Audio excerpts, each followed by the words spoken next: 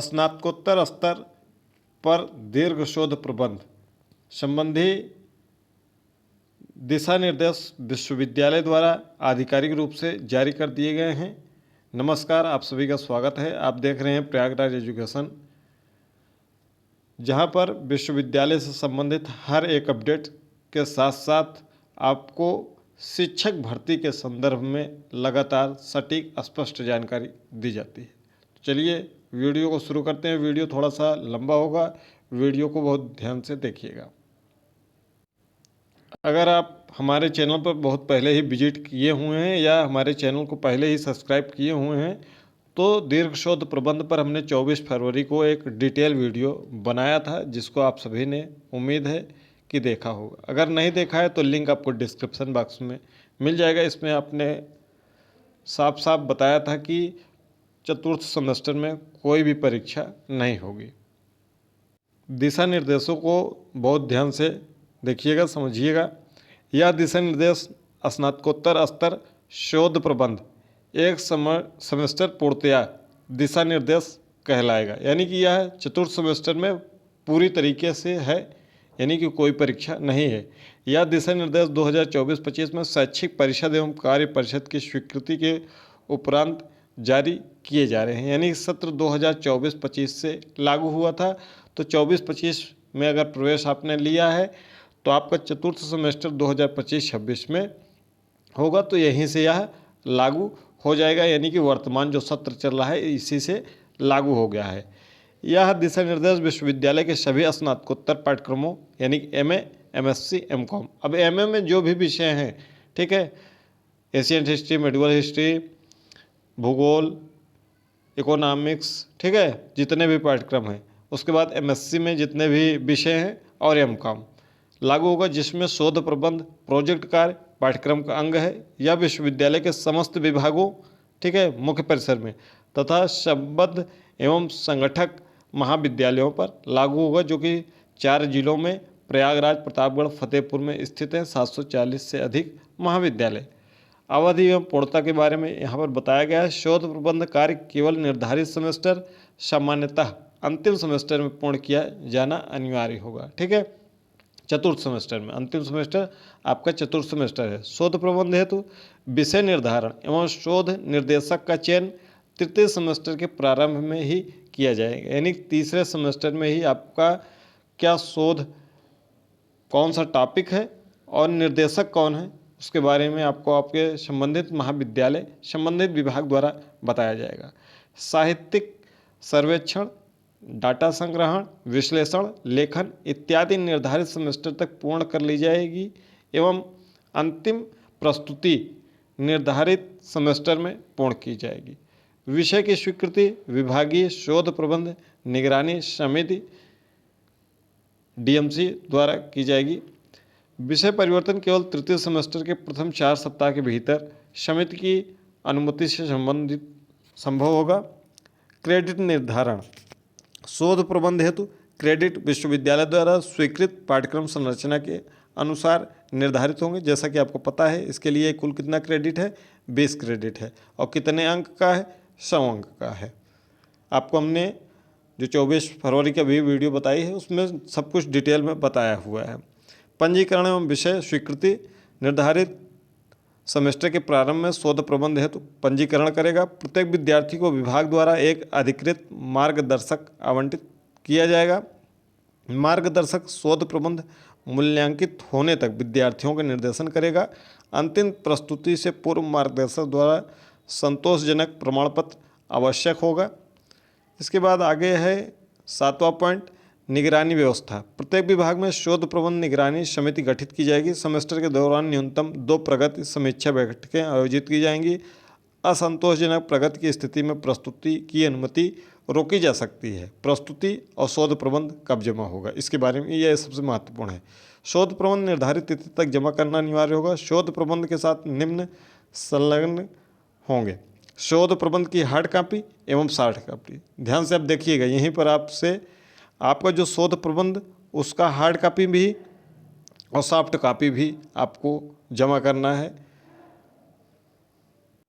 Plagiarism report, मार्गदर्शक प्रमाण पत्र ठीक है, ये आपके साथ संलग्न होंगे।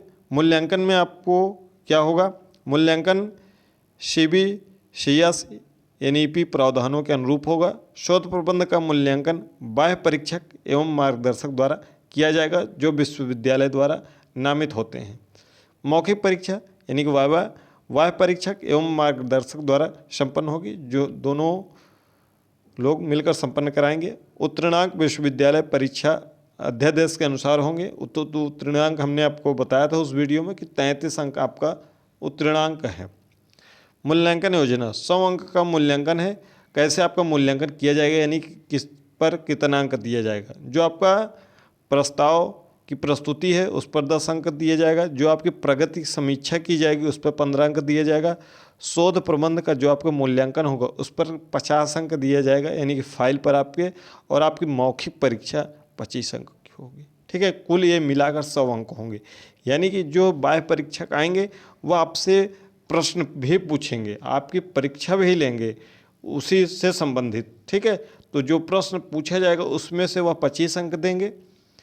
जो आपका शोध प्रबंध का मूल्यांकन होगा, जो आप फाइल बनाए होंगे दीर्घ शोध प्रबंध का, उसका मूल्यांकन करके उस पर 50 अंक के आधार पर अंक देंगे। और प्रगति समीक्षा और ये प्रस्ताव प्रस्तुति के पर भी ये अंक निर्धारित हैं।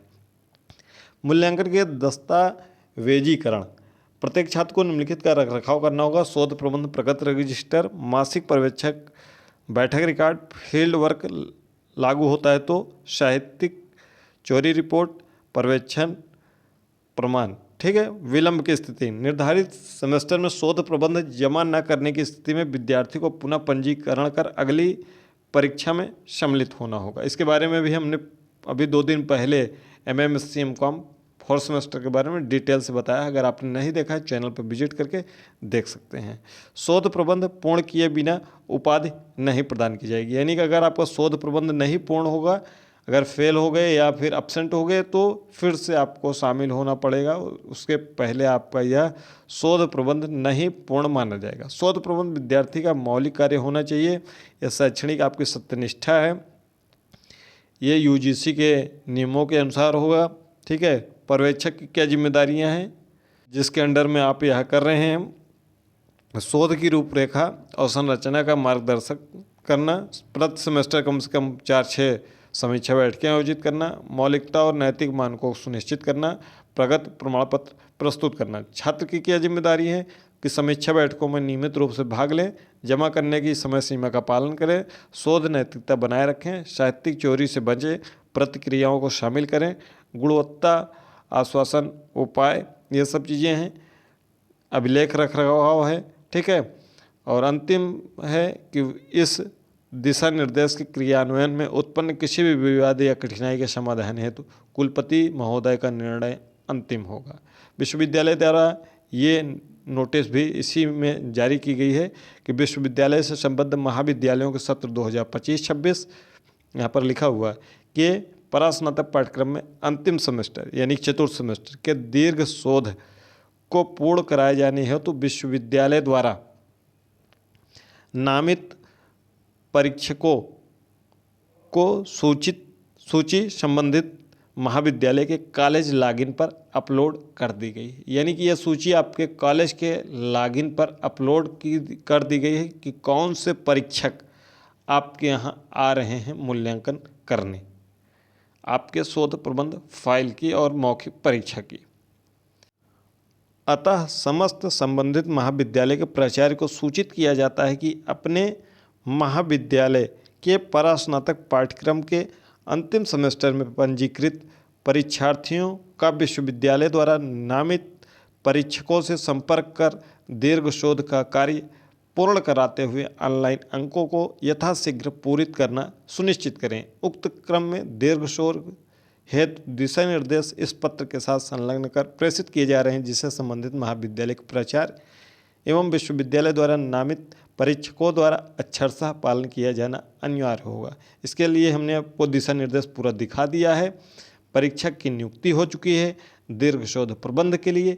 अब आपका कार्य है कि आप अपने महाविद्यालय से संपर्क करके वहाँ से पता करें कि किस दिन आपका दीर्घ शोध प्रबंध होगा। इसके लिए अभी कोई अंतिम तिथि नहीं जारी की गई है। जो तिथि पहले जारी की गई थी 10 मई, वो अंतिम तिथि नहीं है। इसके लिए आप निश्चिंत रहें, ठीक है। जब इसकी अंतिम तिथि आएगी तो विश्वविद्यालय द्वारा फिर से एक नोटिस जारी किया जाएगा कि फला तारीख तक आप दीर्घ शोध को पूर्ण कराते हुए ऑनलाइन अंकों को विश्वविद्यालय पोर्टल पर पोस्ट करना सुनिश्चित करें। जब भी अंतिम तिथि आएगी तो आपको ससमय इस चैनल के माध्यम से व टेलीग्राम और व्हाट्सएप चैनल के माध्यम से ससमय सूचित किया जाएगा।